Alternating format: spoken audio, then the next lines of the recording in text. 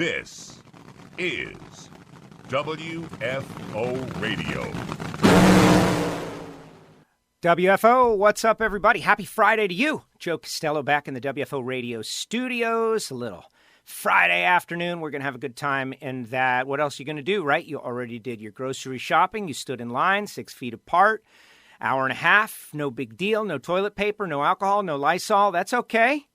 We're going to have a good time. Got a couple of guests that will be joining us on this show. But first, I want you all to share. We have been experiencing this, live stream WFO Live program for a couple of days in a row now. I guess 1, 2, 3 days in a row.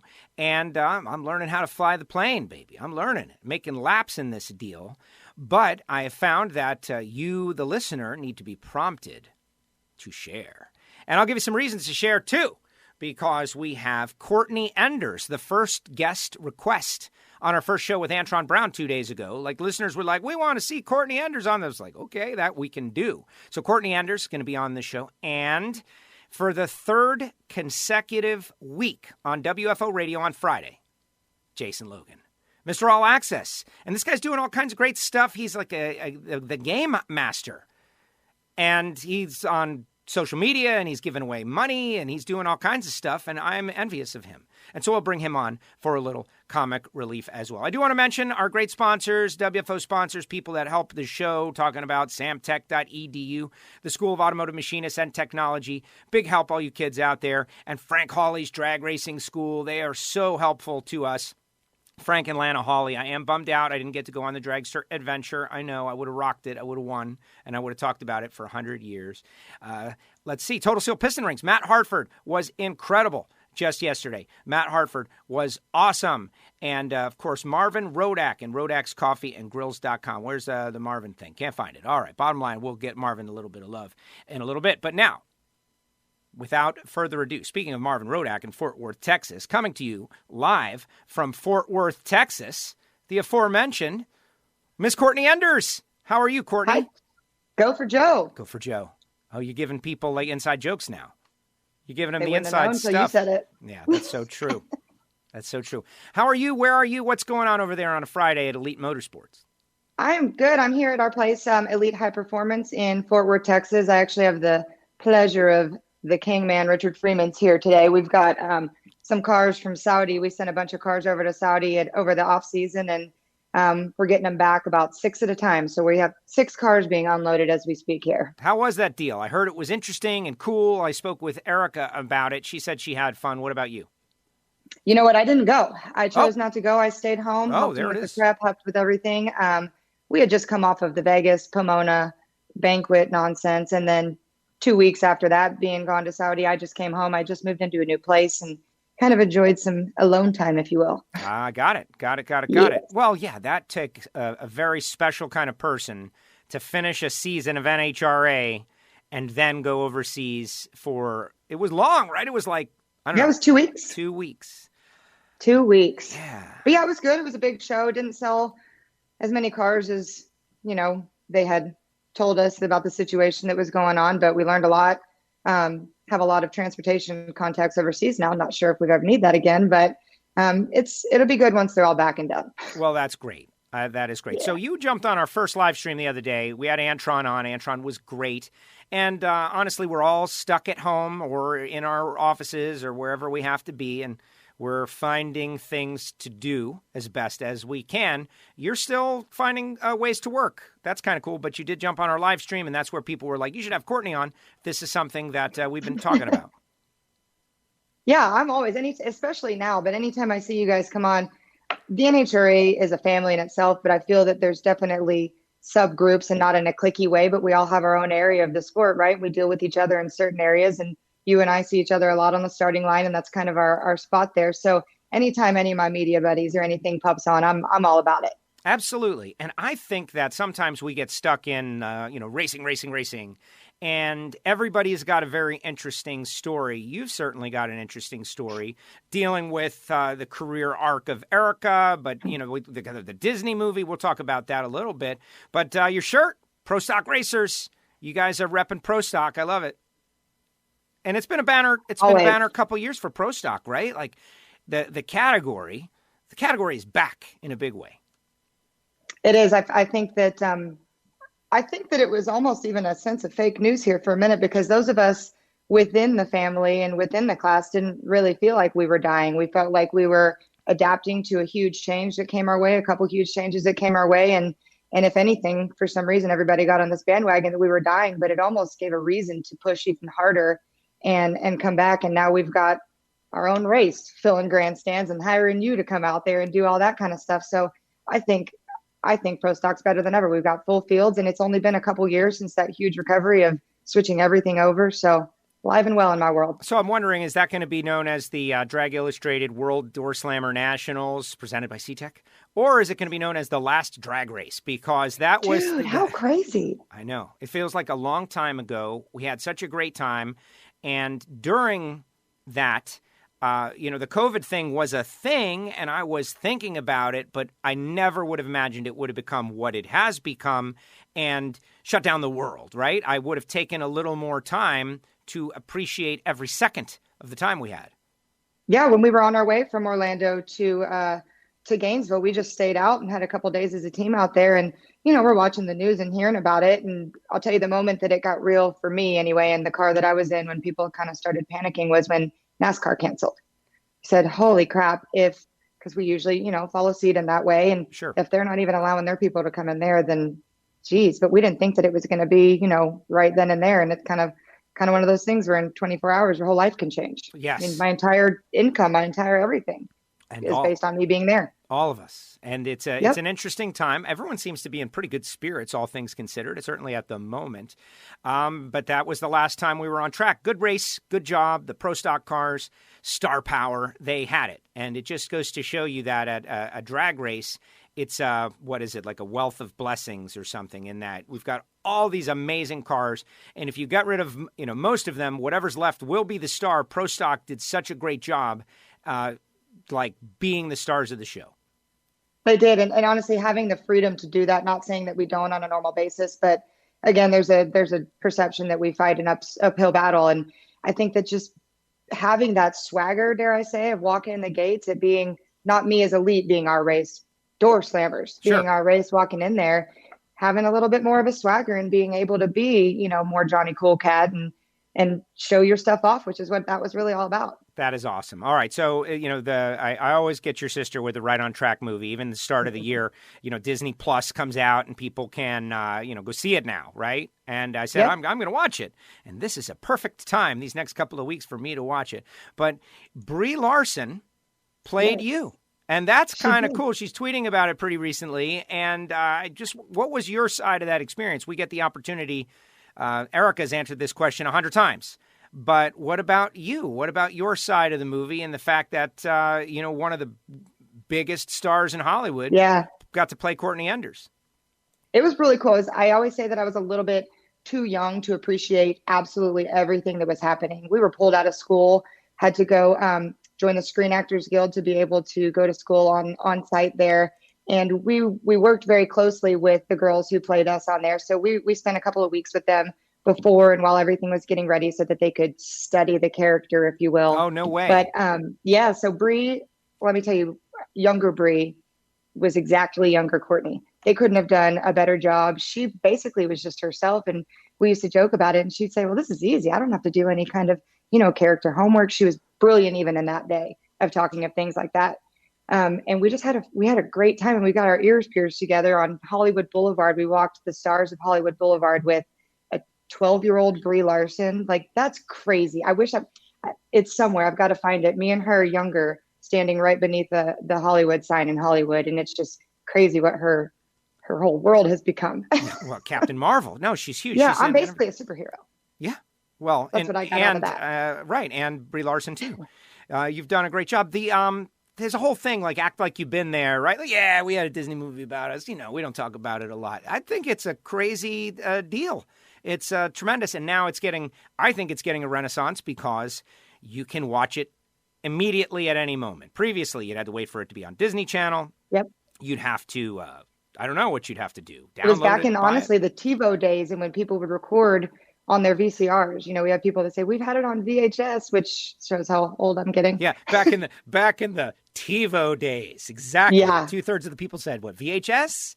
No, not Yes. VHS Now Beta. I think Bree brought it up on Ellen the other day, and that's kind of, or not the other day, a couple months ago.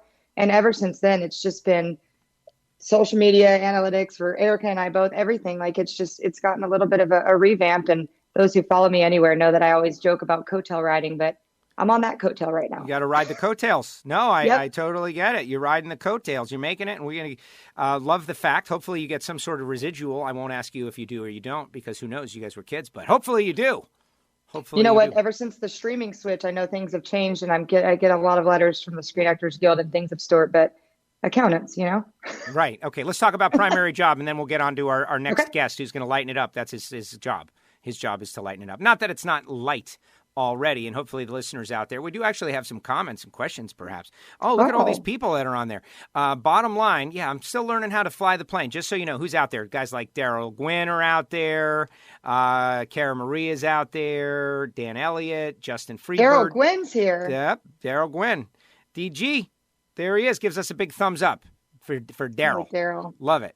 Love it. But let's talk about your profession, right? Erica is a driver. And so we know what she has to do, and we know she excels at it. 3-time world champ, done great things, amazing. But all that time, Courtney has been there too, doing a whole host of different stuff to stay part of it, right? You don't just get to hang out at the track just because Erica's hanging out at the track. You've had to carve and create this whole existence, maybe a little less defined than be a driver. What is all of that about? Long story short, always been involved. Kind of did my own thing through college, did some volleyball, did some coaching outside of it, thought I wanted a normal life. But as the rest of us knows, Brooklyn, that's my best friend right there. Blynn Michelle, that's my best friend from school. So happy she's watching. I'm so happy. I know. See, Joe, I bring you listeners. That's why so you're I tried here, this normal Courtney. life for a while. That's why you're here, Courtney. Go ahead. I do a normal life for a while, and it's just uneventful at best. And I go to, I'm working at Hennessy Performance out in Katy, Texas. Worked there for a long time. Actually, they're in Sealy. Worked there a long time. And one of our longtime customers, Gaston Kirby, who some of you guys may know him from Zaza Energy or GK Motorsports when my sister won her first Pro Stock race in 2012. He was one of my clients. Stole me. I ended up working for him. He ended up sponsoring my sister, which started that. So my first in on Erica's big time career was through him. I worked for him in his marketing department. Really, my main job was to handle everything that was going on with the race team through that company. So after that kind of fades out, we hadn't won in a while. We get done with this, or we get to this elite program. Erica's testing with them. My first race with them was Vegas 2014, the first one. We won the race. I had never seen my sister win a race. I went to maybe 10 or 12 a year for years, never fell on the right race, just devastating. So Vegas 2014 was the first one I was there for, and we won the shootout as well. So we doubled up. And after that, basically Richard Freeman said, "You're not going anywhere. Move to Oklahoma, come work for me." I was at a personal point in my life where it was a good split, and I bounced, and literally the rest is history. I've cooked for the team. I have cleaned for the team. I did accounting at the shop while they were gone just to be involved and go to some that I could pop on the plane.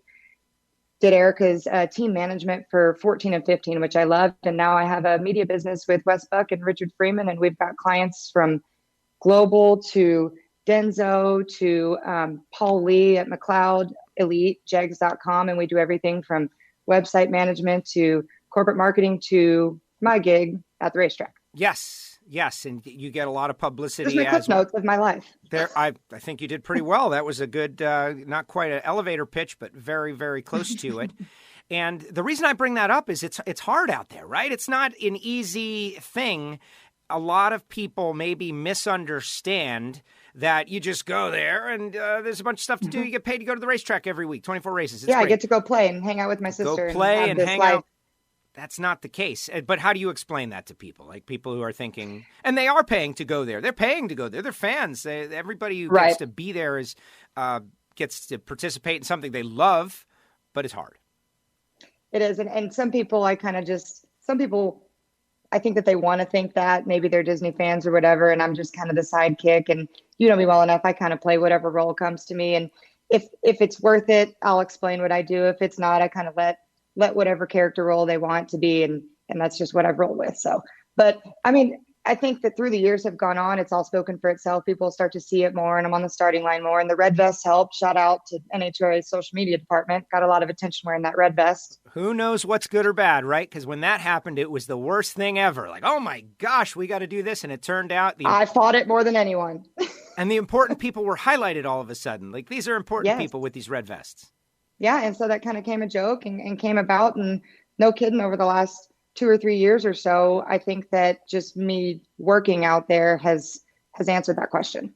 Very interesting. All right, what about drive the bitch back? Whose idea was that? Where did it come from? Sorry, that's what you say. I'm not saying. No, I love it. No, I love it. Jag Coughlin It's Friday. Senior Let's get it. It's Friday. It's Free For All Friday. Yep. Hashtag Corona. Oh, look at that. We're breaking them out early. Cheers, everybody. So Jag Coughlin Senior did it long ago. Long ago. Obviously didn't say what we said. One of the Grays did it a couple years ago. They were just being funny. Nobody ever kind of clinched on it. So to the world, we didn't claim to be the first ones to do it. We just claimed to niche it. And I decided to, Erica asked me, she's like, you want to get in? Because I'm always bitching. I'm always yelling. Yeah. Why do I never get to do any of the cool stuff? So I hopped in the car, and you know me, I turned on my camera and we rolled. And that saying was so authentic, Joe, hand on the Bible. It was so authentic when I said, I couldn't even believe it. I was so hyped up. My blood pressure was so high. She said, what did you do? And she, in all giddiness, said, I drove that bitch back. And we sold more shirts, and we have more people that say something about that than anything. You got to have a thing. You got to have a thing. We didn't mean to, and it became the thing. And that's how it's supposed to work. You can't create your thing. Authentic WFO, for me, it was an accident. I was quoting a book. And I was reading an Earnhardt quote. And all of a sudden, everybody started to call on the shows, just shouting out, WFO, WFO. And it became WFO. It became a thing. You guys have a thing with that, and it's cool. And you do it after each win. And we do. And I told her that. I said, if we're going to make a thing, you've got to do it. You've got to do it every time. Love it. Love it. Well, I think it is great. Now, we have another guest. Are you ready for our next guest? Yes. He's one of my best friends. Yes, he's a fantastic person, wonderful individual. For the third straight, everybody share, for the third straight week in a row on WFO. His first two were audio only before I figured this out. There he is, Mr. Jason Logan. There he is. My love. What's up, Jason? Hi. What you guys just let me? I'll just Joe, step out of here. Let me explain something to you. See those Wallies back there behind Courtney? Yes, I do. She said she didn't win any of those. But you know what? What's that? Courtney is a world champion. She's not bragging about it, and I'm very upset about it. There it is. Courtney Enders, 2018 PR world champion. Right there. Some think I bought this with friendship. No. I didn't. Wasn't there a trophy, a small, insignificant little trophy? The trophy was at least 6 feet tall. Mm-hmm. No, maybe 5 feet tall. Because listen, Sadie Glenn won the 2017 PR world champion. Shout out to Courtney.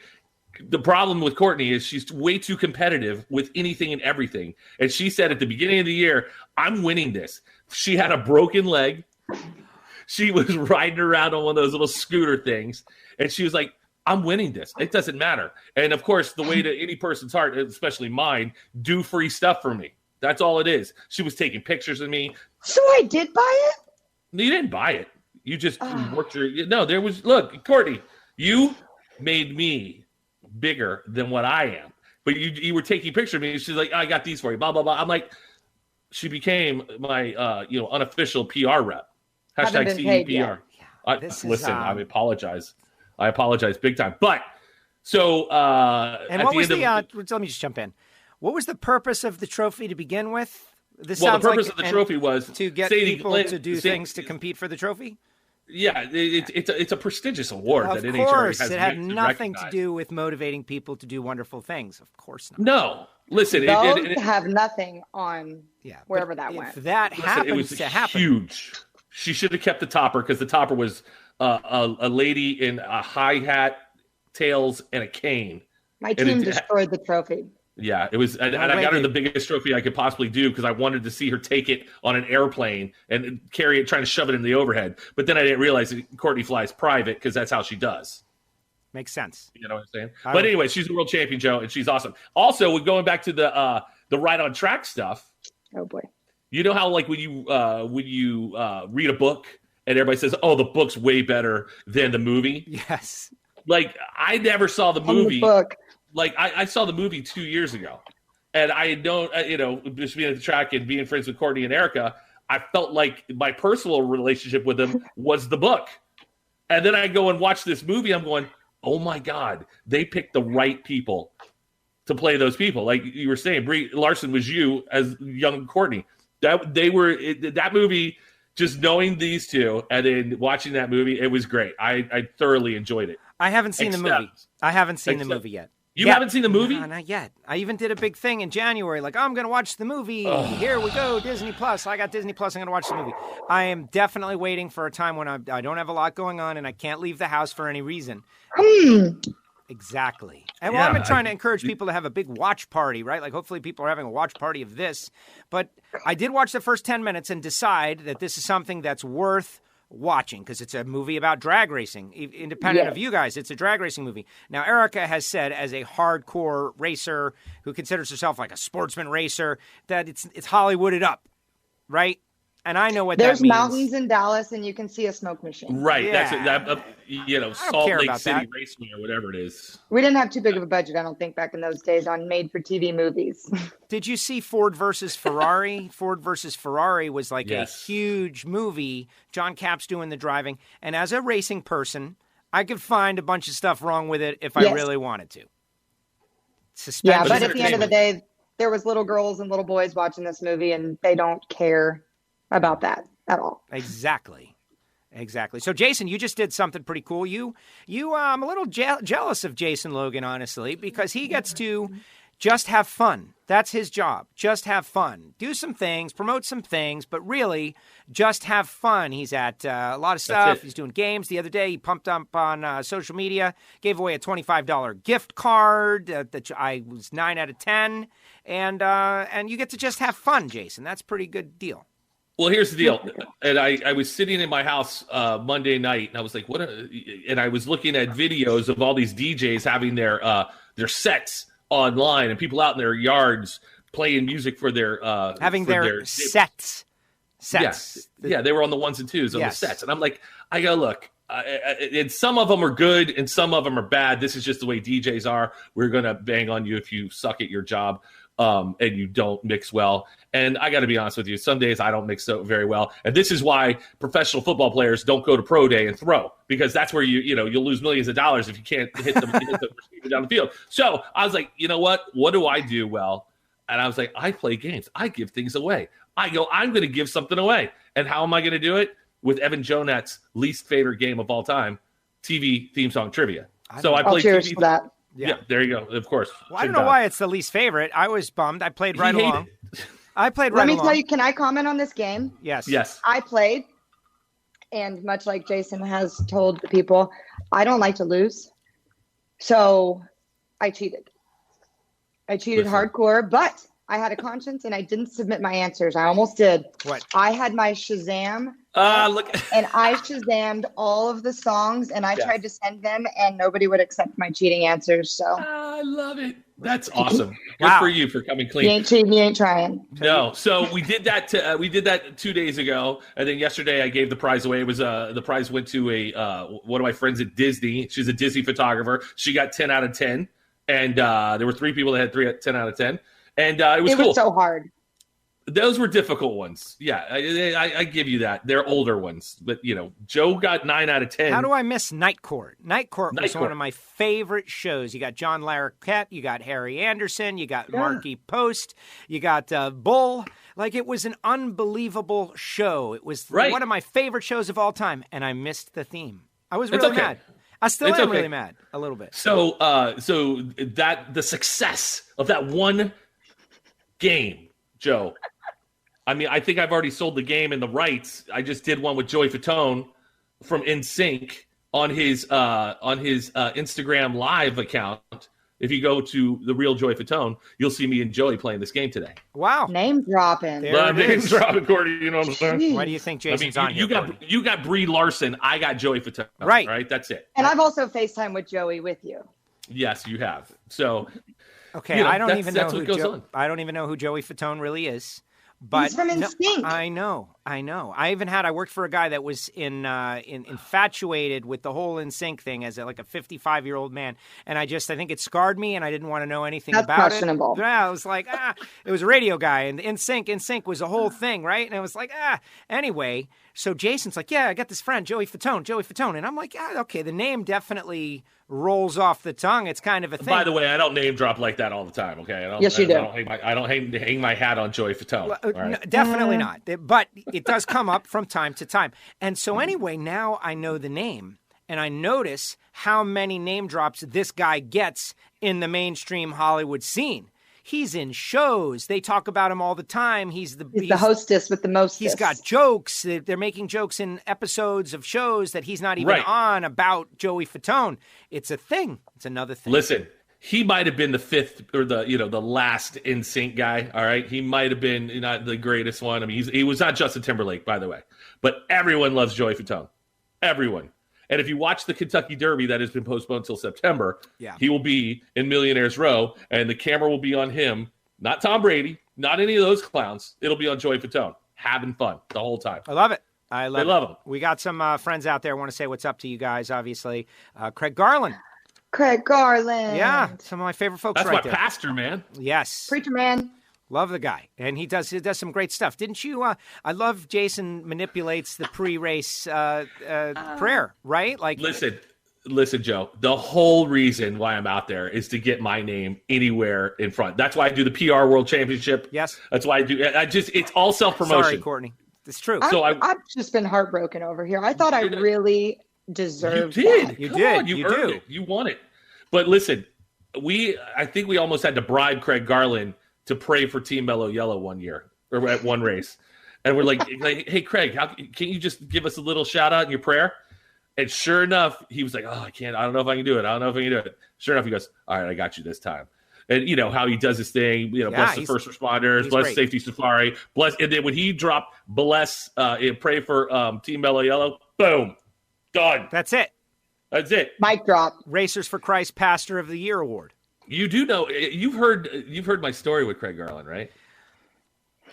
Do you want me to tell that story? Well, listen, you can say whatever you want at this point. Now you just told everybody. Now they Craig probably Garland's want to like, know gosh, that he's afraid now. You've just made this man afraid. What story? No, let he it knows. simmer This is a for good second. story. Let it simmer. Let him cook a little bit in his own worry. All right, let him off the hook. What happened? So, well, every pre-race, Craig and we have a little moment where I go, Craig, today's your day. Today is the day you are going to pray like nobody's prayed before. I give him a little pep talk on his prayer.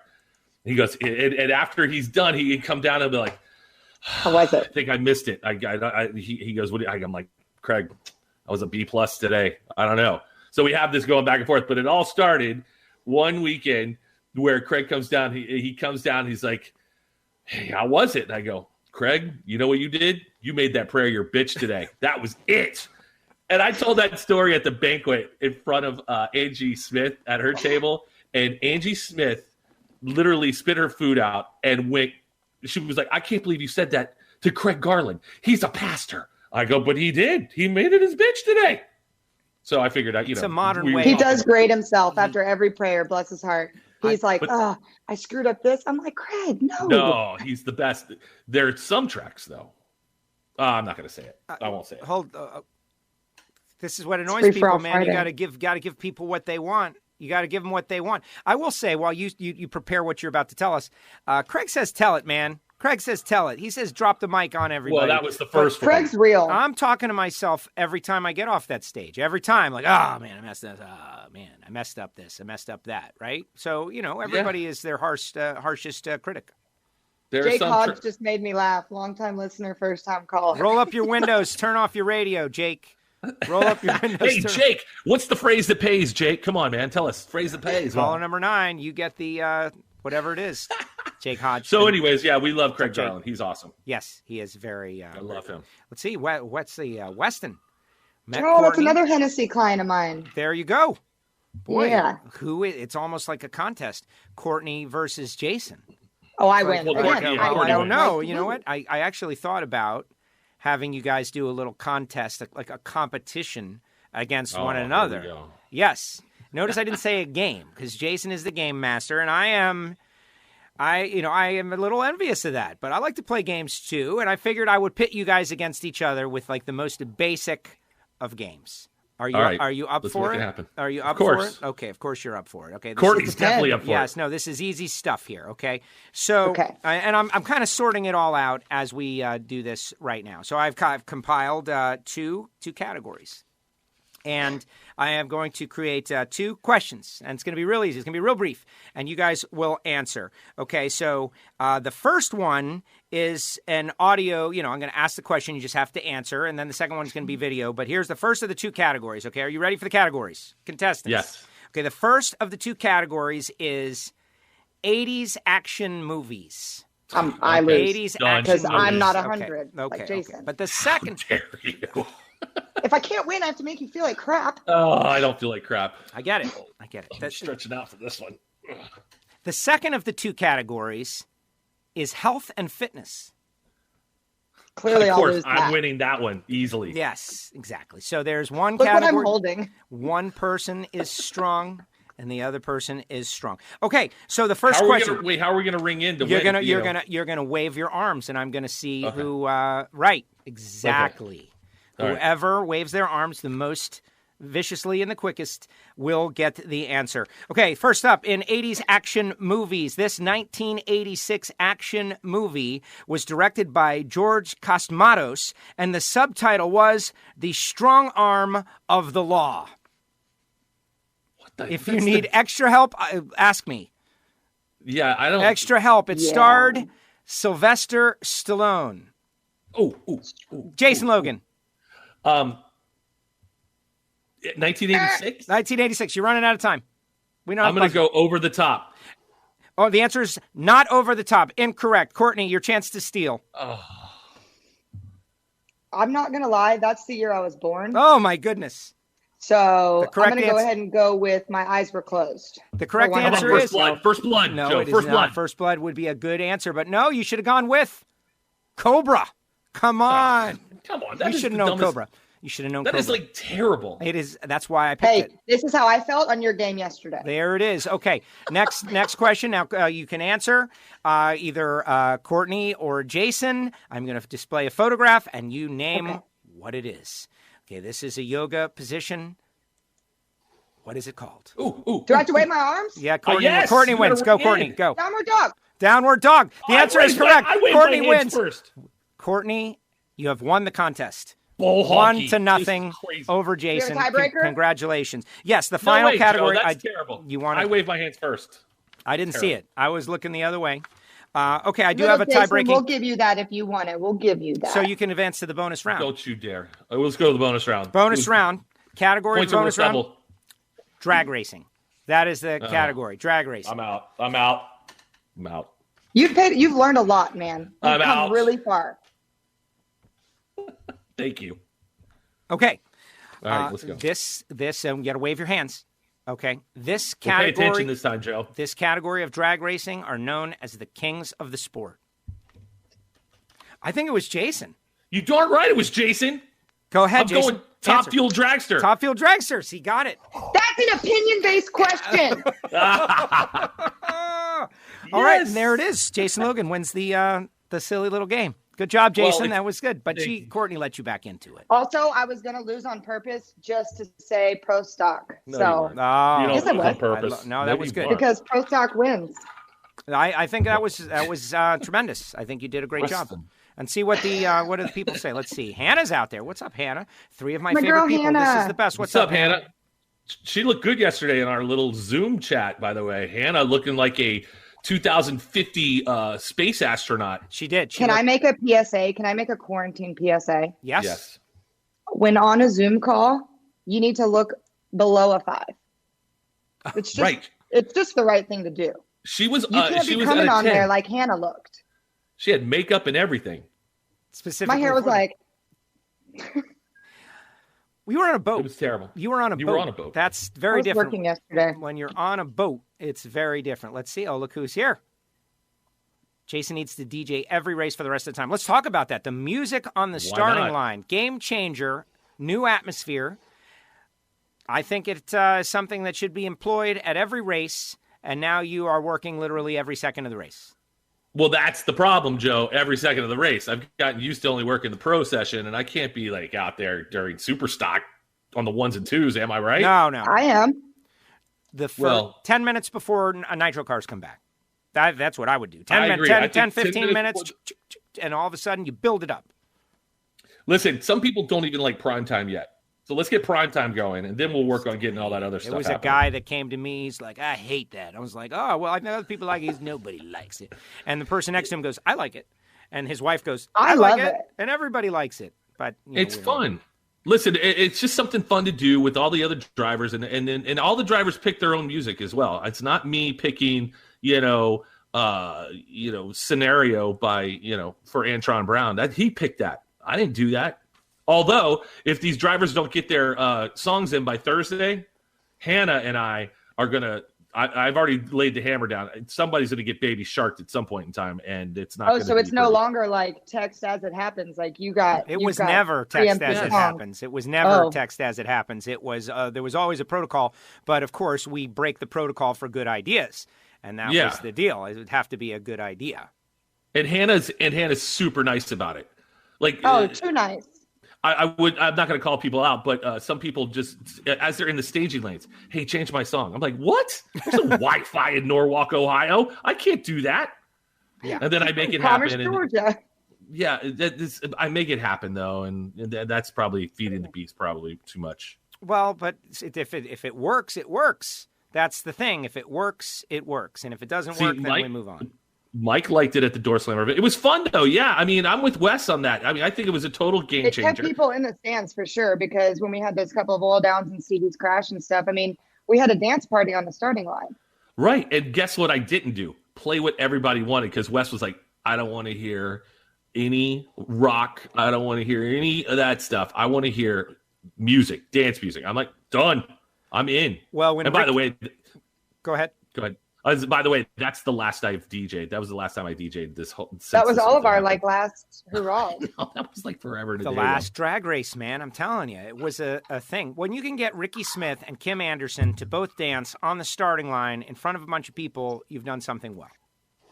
Yeah, it was good. It was fun. I loved it. And so listen. If we can make it all happen, especially on Friday night, give me 10 minutes before prime time happens. We don't have to run all the commercials. We don't have to. Well, I get if we race up into it, but let's make it happen. It'll be fun. I want to say something on that note, if I can. If this is free for all Friday, it is. Sure. It is. Okay, off the record Friday just went on the record. If y'all like what Jason does, you need to make it clear. You need to make it clear what's happening. There's a lot of I feel like with a lot of the fun stuff that goes on in our sport, and with things that are going to be cut, and we don't know what's going to happen. We have to, the squeaky wheel gets the grease. And I think the things that we like about the sport and the things that keep people enthralled need to be talked about. Good, bad, or indifferent. Everybody only says negative stuff, right? So I think that if we start doing that, then it's very clear to the NHRA where their priorities and monies need to go. Like the Joe Costellos of the world and the Jason Logans of the world and the Hannahs of the world that are doing everything they can to make it fun and make everybody want to be involved. That's the whole goal there. So just my little thank you for that, Cool. Wasn't that nice, Jason? Yes, and that was nice. Man, that must have been some trophy you got her. I'm telling you, that must have been the greatest trophy. It was huge, and most of my team destroyed it. Alex Laughlin tried to save it for me, and there's literally like pieces of it inside of his trailer still. And he brought me this. Oh, look, there it is. There it is. That's all that mattered. Alex. That was it. Thank the plaque. You for saving that. That's all Let me that tell mattered. you though. I listen. We're just trying to make the show good. That's all it is. Look, it's a show. I think it's important. I think that the important stuff's important, but in this day and age, especially look what we're doing now, goes away, and you've got to keep people entertained. And what's keeping people entertained are the personalities. So. The cars were the stars, and the cars are very cool and all, but I think it's the people like to follow people, and that's where we're at. Look, you got a gig next week, Jason. DJ on Quarantine with the Carusos. Yeah. I'm in. There it is. Look at that. So we made that happen. Let's see what else is up there. Here's a question. Who was the first racer to push their car to the starting line for Pro Stock? Bill Grumpy Jenkins. Well, that makes sense. And the first with the chassis and the first and the Grump gets a lot of love. But at the same time, this crazy world of Pro Stock was pretty much created by him. So love it or don't, like the Grump, the man. JJ, thanks for the entertainment. He's from Nebraska. One of my WFO radio listeners. Well, that's cool. What about the chip draw? Do you think that's something that we could have on a regular basis? I feel like that was I need really to send you that, Joe. Remind me. That's the only reason I'm bringing it up. I figured. You got to send that. I thought it was awesome. Well, I thought it was very cool too. What I saw, you see Erica and Jeg and Greg and Jason and Hartford and Alex, and they're not their persona. They're interested racer. Like, what's going to happen to me? You know, like, who am I going to have to race? What am I going to have to do? Whereas when you're number one, you know you're going to run 16. If you qualify number one, you know you run the weakest car out there. And your odds, like if it was a poker hand, your odds would be 80% before you roll to the starting line, right? Whereas this, it was like nobody knows anything. And I think everybody was a little timid about it as well. Because I know you guys didn't want to do a call-out type situation, but I don't. I thought it was a little. It was really cool, and the whole thing happened. But you could see people like, I don't want to say Erica, but because she's not afraid of anybody. But you can see kind of like, all right, well, should I call that person out? Should I race that guy? Should I say I'm going to go with I'm number one qualifier? Should I go with number 3? Why would I do that? Jason, or should I just go traditionally? Well, let's talk about this now because we've got, since we have Courtney on here, we've got a big audience and everybody is interested in watching. It's Friday afternoon. We're having cocktails. Speaking of which, Courtney and I are partaking. What about you there, Jason Logan? Are you joining us for Friday cocktails here? I was in the green room way too long, and my vodka and LaCroix lemon soda water got halfway done, and now I'm empty. Okay, so let's talk a little bit about the Smack Talk deal, which is why is everybody afraid, right? Everybody is afraid. There's a fear to let it go, like to let it go, to just like I can call somebody out and then go out there and lose and put the rods on the starting line and be totally embarrassed, but not really because everyone will forget 10 minutes from there. Like you got to be willing to put it out there to make it entertaining. Think about Conor McGregor and Floyd Mayweather. Like McGregor, man, he just went all at it, and they raised millions and millions of dollars. Millions. And he got whooped, and nobody cares, man. Nobody cares, and that's what we need. We lost Courtney's. Is that me? Did I do that to Courtney? Unmute mic. Courtney, we lost you. Are you back? We've lost Courtney's mic. Oh, there she is. Courtney. You had muted yourself somehow. No, it's because my AirPods died and I came down here. What I was going to say is what I liked about the drawing thing. I love the call out stuff. But what I liked about the drawing thing is that no single person at all had any control.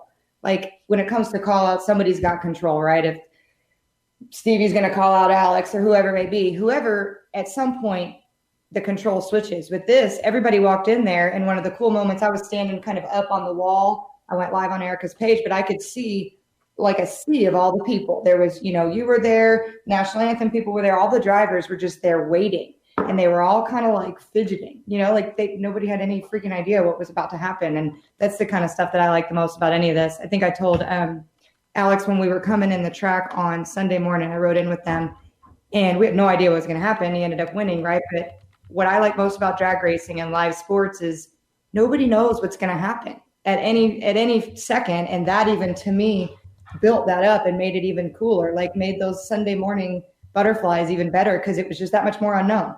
I would give the higher qualified car the lane choice. That's the only thing I would do because you got to earn something by being the higher qualified car. If I'm 8, you're 9. I did better than you did, so I should earn something. I would give lane choice, and that's it. Other than that, higher qualified cars like 1 and 2 have to race, which could happen first round. That's intriguing. Number 1 qualifier should get lane choice. That's the only thing that I would change. And then look, our number 1 qualifier went out. It was freaking crazy exciting. Yeah, quickest run in the fuel injection era. Jason, what is your thought on this, the lane choice? I agree with you 100%, Joe. They should get something for it, of course. That was really good. I'm with you. That was really good. That was really insightful. Yeah. All right, Courtney. Listen, if you really want me to get down to it, the kings of the sport are Top Fuel. That's the sport I talk about.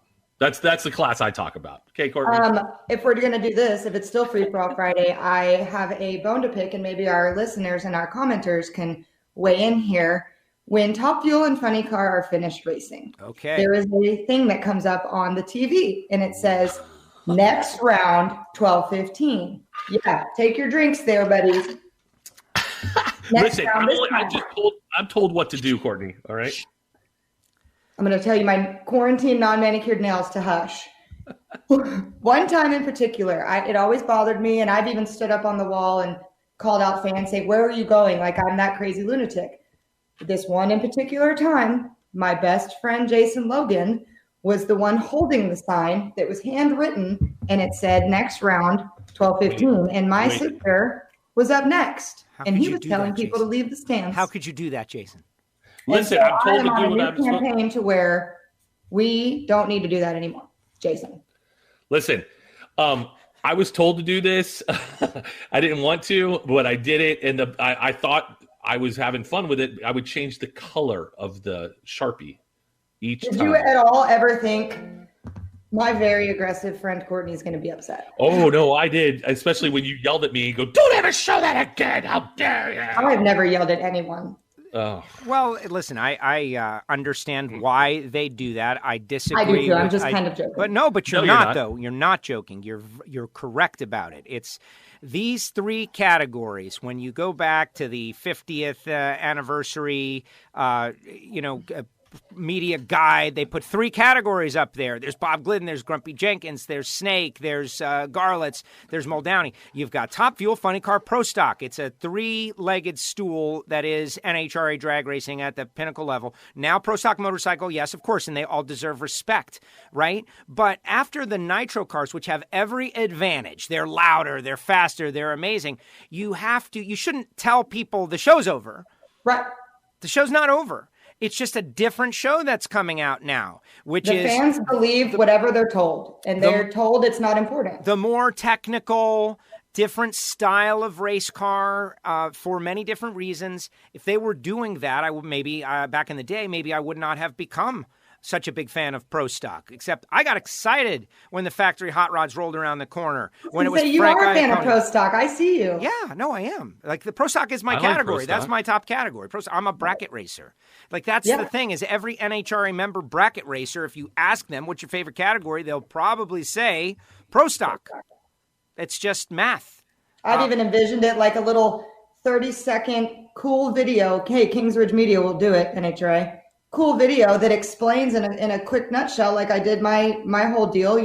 Here's Pro Stock. Here's the specs of the motor. The drivers are in there shifted. Let's get it done. Boom. Interested. They're already engaged. Here we go. But that's another show. Now, well, I will tell you that it is my opinion that these kind of things were being addressed, honestly. Like, I think that they get it. There's a big debate always about how popular or not popular Pro Stock is. But really what it is that it's a part of a whole. And if you take any one of the parts of the whole away, we have a significantly, less valuable show, right? I think we saw it with our first year of the 18. Now, we love it on the racer side, but I get it for the fans and the people who only go to one race a year and it's gone. It's just gone. Yeah, I like it when Pro Stock Motorcycle's there. I like it when Pro Stock Car's there. I like it when Pro Mod's there. I like it when all of these exciting things are happening on the track. They all and I understand on the racer side they can't do all the stuff and they it's a money thing and all that stuff. But when there's a different vibe when Pro Stock Motorcycle shows up. Like in Gainesville, It's a different vibe than the first Pomona in Phoenix. Gainesville is like the official start for me, and it really is. It really is. It's just, and I don't know if it's the people, it's the whole scene, and it's just fun. The bike people are honestly like the loosest, the coolest. Like they've kind of got the badass vibe, if you will. And honestly, the bike people, they know their place in the world. Like you go to Sonoma though. Sonoma, that race, no one leaves when Pro Stock Motorcycle show it comes up. Everyone stays for the bikes. And but when we do our Pro Stock Motorcycle autograph session on Fridays, it's just fun to get out there and talk with those guys because they get it. They're just, I don't want to say they're just happy to be there. They're there to race and they're there to win, but they get it. They get the fact that the fans are there, and it's just fun to have fun with them. And like if we did a call out with those guys, they'd call them out all day long, and they fight with each other. The fact that Angel fights with Eddie Krawick, her teammate, and I love it. but it's the greatest thing ever. Well, I love it. Eddie, a perfect example. He and Matt Smith at the Pro Bike Battle last year, maybe it was 2 years ago, but like, hey guys, you want to, can we do something here, please? Please. And they're like both, yes, those two, think about it. And so Eddie said some really inflammatory stuff, man, like, I'm going to whoop you, and ended up losing. And again, nobody remembered that. No big deal. He created some entertainment. He got served humility, and it was no big deal at all. He's still Eddie Krawick, and that's what everybody needs to learn. Learn to talk some smack and have fun while doing it, and show that it's respectful. I don't hate you. Right. I'm just saying things to you. We're competitive. For We're having entertainment, maybe to get in your head a little bit. That works too. You do a good job with that, Joe, pre-race and those things where you get them like kind of face off and all that kind of stuff. Trying to push this thing forward a little bit. Yeah, just build. I agree. And I know there was some controversy at the end of last season, but all someone's got to do is hit somebody at the top end and call it a day, and that's it. Let's call it a day. See, now you're going somewhere that you thought, except when something slightly like that sort of kind of happened, everybody started to run for the lawyers, right? Like there were people calling 911 on Steve Torrance. This guy shoved somebody. There's a scale. Yeah, there's a scale. That was a whole nother level. But I'm telling like the Greg Anderson Erica smack talking in Pomona. That's leveled down. Exactly. You don't want physical. Well, like John Forrest and Tony Pedregon yelling at each other. Or, when Gary Scelzi used to yell. Dude, that guy, I love that dude. When he would just start yelling at people. Yeah, we miss you, Come Gary. on. Yeah, we do. I mean, that's what it was like. If I could be Erica, that's the kind of athlete I'd be in the public. Yeah. Well, the most, my opinion is that the most, like if we had to say the most anticipated single run of 2019, like I think it's hands down Greg and Erica at the finals. Like it had to be. What else what's number two? Like give me the second most anticipated run of the year. I don't know what it is. I don't know, but I can tell you this. Standing on the starting line, I looked down at my watch like right before she dunked it into pre-stage. And I'm not kidding. 198 was my heart rate standing still. That was the most intense, thick-aired thing I have ever felt in my life. Well, it has to be. Your whole season was on the line. My heart is racing talking about it. It has to be. That people can't even begin to understand how significant that moment was. Like, this one in this car and this one in that car, and they showed up at the track and this one's trying to race. No, that was like if she had lost, oh my gosh. Well, and that whole day, like that was like my heart rate right now. That whole day was, you guys know, I'm not a bracket racer. And like Courtney said, I've learned a lot. But that whole day was freaking amazing. That was, on every class was absolutely just Robert Height. There you go. There it is. World champ. Erica doing her thing. Gianna Salinas doing her thing. That was absolutely the craziest day I've ever seen in drag racing. It really was. And we're so excited about drag racing, and who knows when we're going to go back, obviously. Selena, you're right. That was another good one, too. Selena said EE and Tanner at the top end. I was there for that. I was on the top end for that one. I saw that one going down, and I was like... I missed one race in 4 years, and that's the race I missed. Oh, really? Wow. Probably a good thing. Well, yeah, probably. All good now. All good now. Well, the whole Tanner was totally a misunderstood kid as well. We try to tell people to show their emotions, and the second he shows his emotions like a 20-year-old kid would, these 50-year-old people are angry at him for not having the wisdom of a 50-year-old, right? Right. So I thought he was great for the sport. Let him storm off. Let him storm off. Let him, dude. When he would have a bad run, just coming down, he would walk back to the pits. I'm like, what is this guy doing? Sometimes you have to. Yeah, I was like, and I'd pass him. I'm like, yo, you need a ride? No. I'm like, okay. I was like, sorry, dude. I was just trying to help you out. But, he had very high expectations of himself. He understands his situation probably better. Good. He's good for it. And look, he's doing real well in the truck series. He's actually like, I wondered, would he have the talent? Does this kid have the talent, or does he just think he has the talent and have the resources to do it? And no, man, the kid's got the talent. I like having Tanner out there. He's got the competitive edge too, to kind of, I feel like that's more him. Well, both. I would love to have him come back at some point. Oh, yeah. Right? I'd love to have him come back at some point. But like nerves, dealing with nerves. I watched that practice tree race the other day, Courtney, and I know you were a part of that, the practice tree challenge, Kyle Seipel's deal for Racers for Christ, and had Kyle on WFO. By the way, everybody, you should be subscribed to WFO. That's the reason we're doing this whole deal, is to inform you that there is a podcast. I got a podcast. Jason's got a podcast. Courtney, you need a podcast. I don't need anything else to do. All right. Apple Podcasts, Spotify, go subscribe. Great stuff. Had Kyle Seipel on, talked about the practice tree deal. They did it on Zoom. Pros versus Joes, the best racers in the world. I knew who was going to win before the thing even started, by the way. Yeah, but me too. Watching everybody participate, the nerves. Everybody was horrible first round. Everyone. A silly practice tree race, and the nerves got to people. I was filming both for Erica and Alex. We had a little behind the scene thing there, and Erica was, I think, second pair. And we did probably 10 practice rounds right before, and I have a journal of all of theirs. The worst one for both of them was like 9, 10, or 11 or something. And then come first round, I think Alex had a little bit of advantage because he was last pair, second to last pair.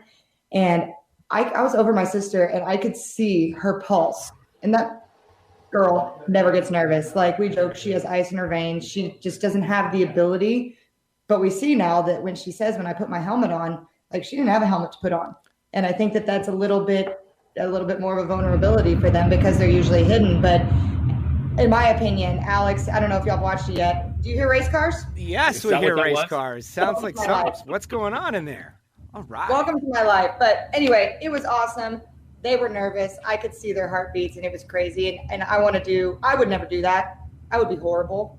I'm good without anybody watching, but I'd be horrible. No, you should be on our media team. I'm already trying to manipulate Kyle Seipel into letting us be like it was pros versus Can I be Joes. on it? Yeah, you're already on it. You're the second member. Right. We're going to have a media team. Courtney, you want to be on the media team media versus pros or whoever is the defending champs? It's Peter Biondo. Oh, should I not say? Yeah, you should go watch. No, man. No, it's already been out there. It's been enough days. Honest, as soon as I saw the list of names, Terminator winning this thing. Pete is probably the greatest drag racer, like the one that not everybody knows or understands, and he's only focused on it so much, etc. But when he goes out to a thing like that, and you got Jag, you got everybody. And who wins? Terminator. The guy's a legend. He had sketchy internet, and there was one light we couldn't see. I heard maybe Coletta Motorsports was going to file some kind of a protest. I know us Elite Motorsports know how that goes. It was shadowy. He was a shadowy figure in the darkness there. Let's see what Daryl have to say. You have to be a Joe before you can be a pro. Yeah, unless you're me, then you're just a Joe. Right. I think, honestly, it should have been switched where they go play that game. The pros were really the Joes, and the Joes were really the pros. Absolutely. When it comes to that kind of competition. Oh, Antron is already working on a new button, and he's getting rig and set up and everything. Hates to lose. These people all like, what's the my guys were pretty mad. Do you love to win? Nah. Do you hate to lose? Yeah. Erica was mad for probably 2 hours. She gets all mad over everything. She does. That's why I think Alex was mad for like 3 seconds. What do you guys think about this iRacing thing?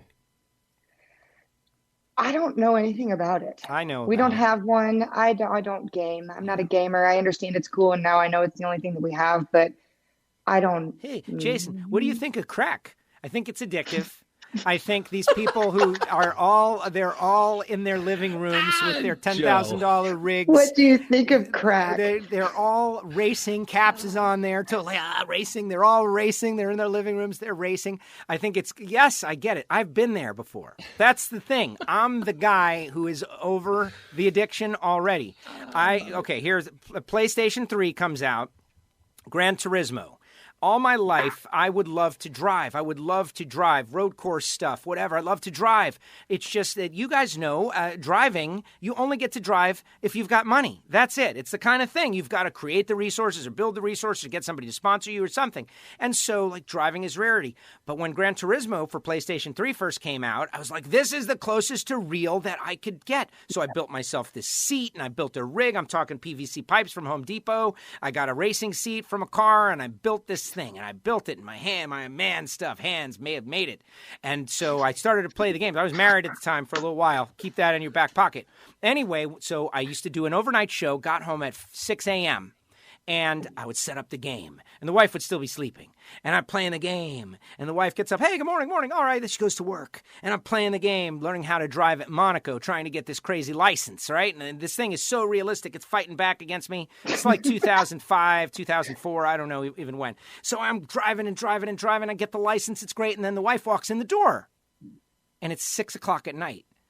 And I had played for like 12 straight hours. But I got the license, just so you know. And if I have to run Monaco at any point, even right now, I think I could take a real car around Monaco right now and have a good lap.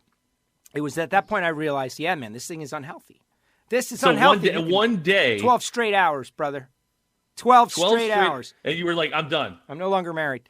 But the point is... I had a funny and I rolled right past it in my head. It definitely looks kind of fun, though, right? It's super fun. You me both, sis. Yes. Cheers. It factored in. It wasn't the only reason. But so I'm watching now Caps and everybody, and they're all into it. And it's like, you guys are losing. I love it. It's great. They're competing. They're playing games. It's great. I would love to do it. But I stay away from it because I know what's over there. And I got a text from one of my people the other day that said something along the lines of like, where do I get one? How do I get it? How do I get in this race?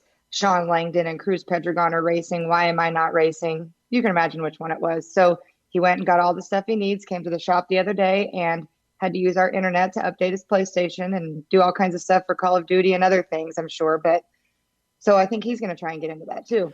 But I know nothing about it. Well, it's just driving a race car from your house. That's what it is. It's so realistic. You're not spending any money. And that's the other downside of it, which is I wonder, will there be a negative, look how much money you guys spend to go racing for real.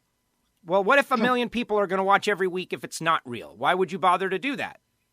If we can have a show, if NASCAR can have a show with 1.3 million viewers to watch a bunch of people play games from their house, maybe they'll just do that. I don't know. It could even open up a whole new avenue for sponsorship stuff too. I mean, everybody complains that we don't get the eyes and whatnot. And I think this has been a rude awakening of how many different ways there are to be seen. You know what I mean? So who knows? It shows the personalities matter the most. Like people don't even care about the cars. It's digital nothing. It's the people who are involved. I like that person. Drag racing is tough though. How do we do it with drag racing? I've asked this. You don't want it to be so techie. Like we're setting the clutch. We're putting grams on. No, it can't be like the old one where like I've watched Bobby Lagana sit in a hotel lobby in the middle of the year last year playing that game from what was it like 1999 PS2? When that game came out. Yeah. And he's still like, I mean, he's like, oh yeah, I do this all the time. And he's adjusting clutch nose here. And I'm like, okay. But it's got to be somebody like you said, who just big dreams of it, wants to race. You might as well be programming something with a drag racing version. I want to drive, man. I want to feel what it's like to feel 4Gs and get put back in the seat and have to, shift gears 50 RPM correct or I'm a loser. That's what I just want to do a burnout on a pro stock car. Nobody will let me. I have all these friends. Really? They won't let me do one either, Courtney. I don't know why. I feel like we're on a different spectrum. I fired up. I started Hartford's car last year, and I've ridden in a burnout. Amazing. Oh, you rode in a burnout. Mm-hmm. That's cool. Now, Courtney, you drag race though. What's the quickest you've been? I drove a top dragster back in the day when sevens were still cool in top dragster, and you could actually qualify with like a 797. Fast 797. 797. You got me beat by 100th. Do I? I did drive a cool stick shift Super Stalker for a while though, low nines. Wow, clutching it. Yeah. Yep. What's that like? Big wheel stand?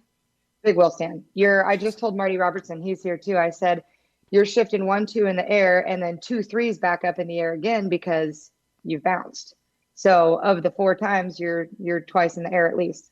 What about that other thing? Are we allowed to talk about that other thing? The thing that happened in Vegas? Sure. Okay. Well, you drag raced something else that did not have 4 wheels. Yes, it was 2 wheels. There was no roll cage. Awesome situation. Would have had to been something full time, and I can't do that. And I'll be honest with you, I need a roll cage. That's scary. Period. Like I've been on the streets. Like that's why I'm like not... it was awesome. I didn't do anything top end by any means, but we did a lot of training stuff going downhill offside of the racetrack and going through and shifting your butt up and doing everything. And it was one of the coolest things in the world. But I don't think so. Yeah, well, there are motorcycle people Say and there what you aren't. will. Well, I prefer the roll cage as well. Some people don't like that feeling. They like to be free and open. I like it. I can see, and what I liked about it was the different muscles and the different parts of your body that it took. It's a different talent.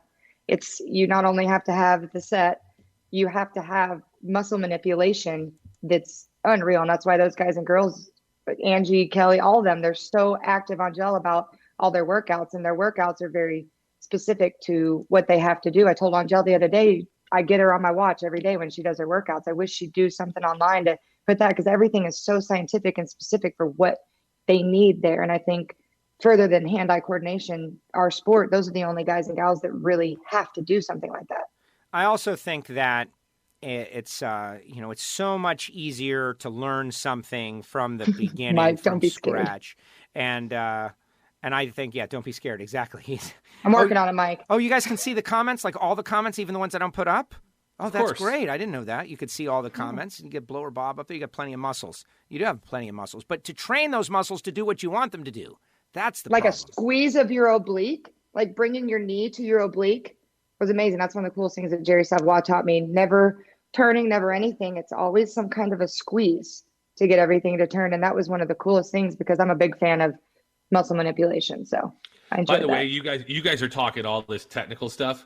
I sat on the starting line one time and was talking with somebody about the bike burnouts. Jerry Savoy has one of the better burnout ass swags going. Shaking that ass. This is the stuff I worry about. You guys are worried about dialing in your clutches. You're watching Jerry shake his ass. That's what you're worried about. I'm watching that. I was like, dude, watch him do his thing. That's good. Making it happen. Who are I you talking to, Courtney?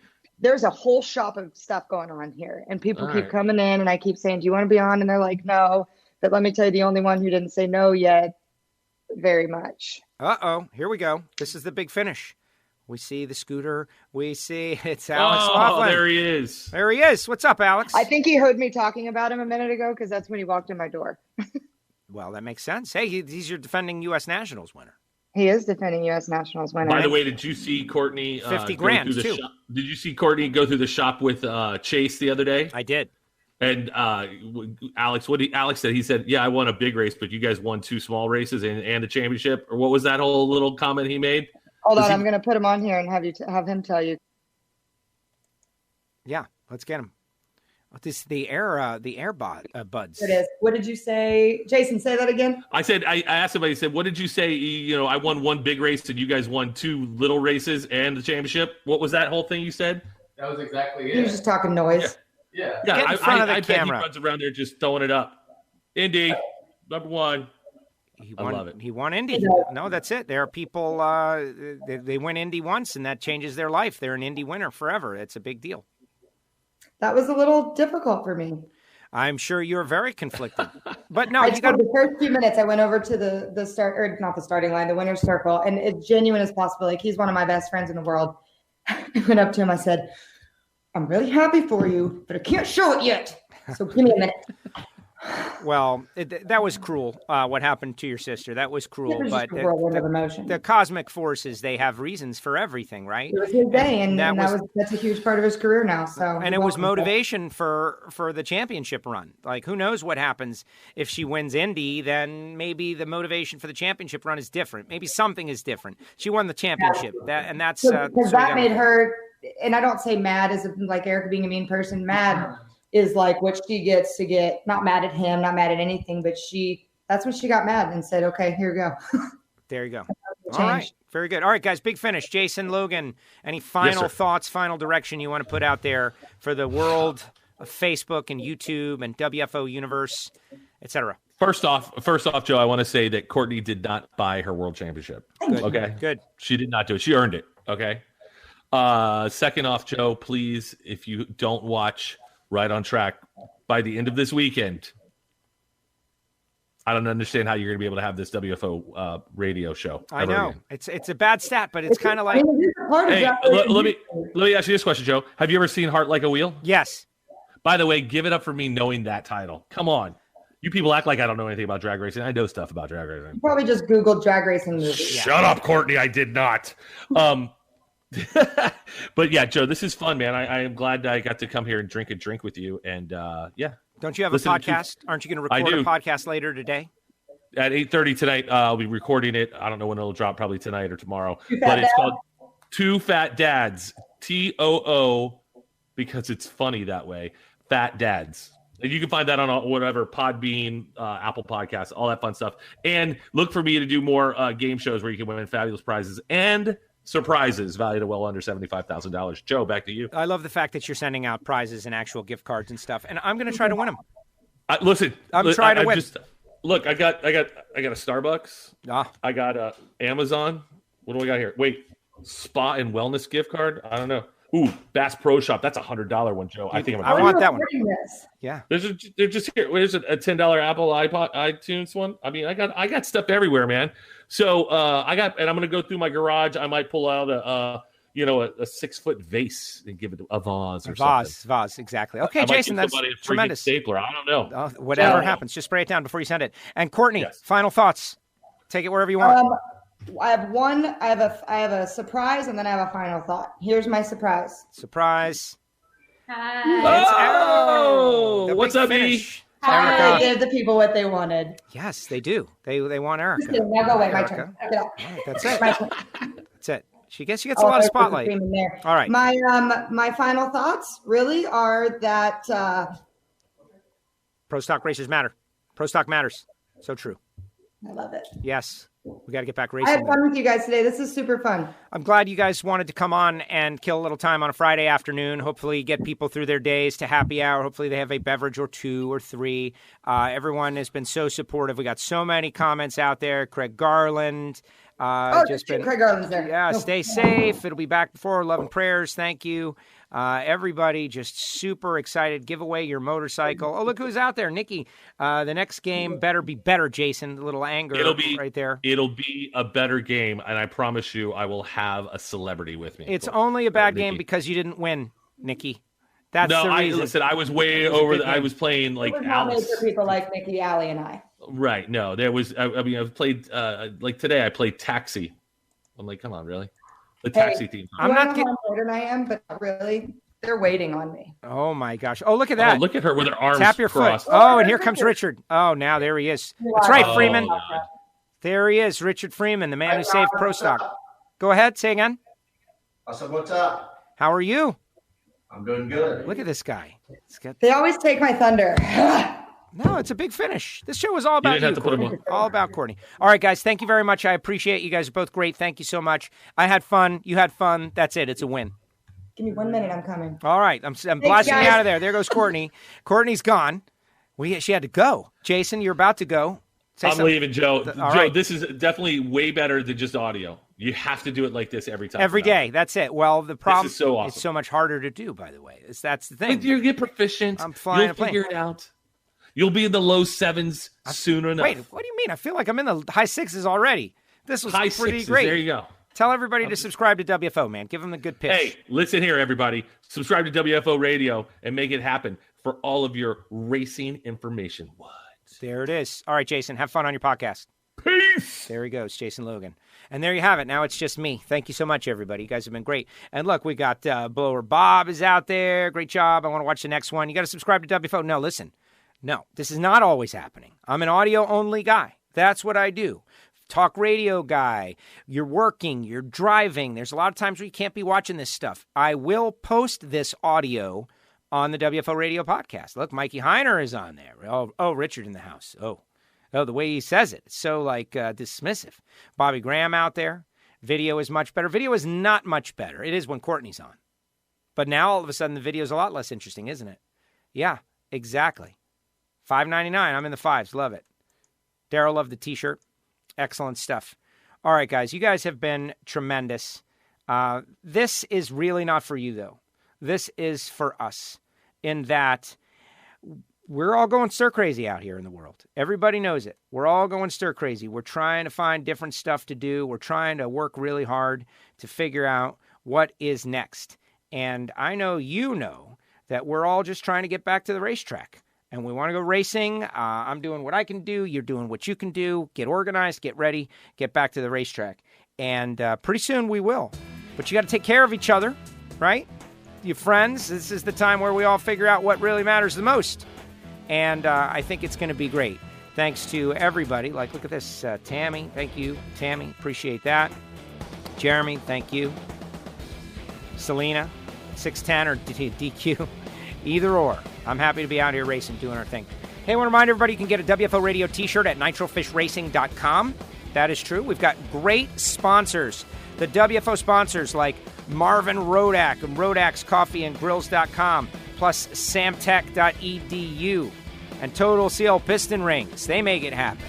Marvin Rodak is down there in Fort Worth, Texas. Marvin, coffee, spice rub, hot sauce. You want to keep a small business in business? Get after Marvin. MagicDryUS.com. Everybody helping out. Plus, we do some other podcasts like Hidden Horsepower by Total Seal. Engine builder stuff. Like really interesting. High-level engine builder stuff. And Factory Stock Podcast. Of course, there's WFO. All right, everybody, that's going to do it. Really appreciate you. Thank you so much for checking out the show. And share it. Send it to somebody. Hopefully, they will subscribe to the podcast. Thank you so much. WFO.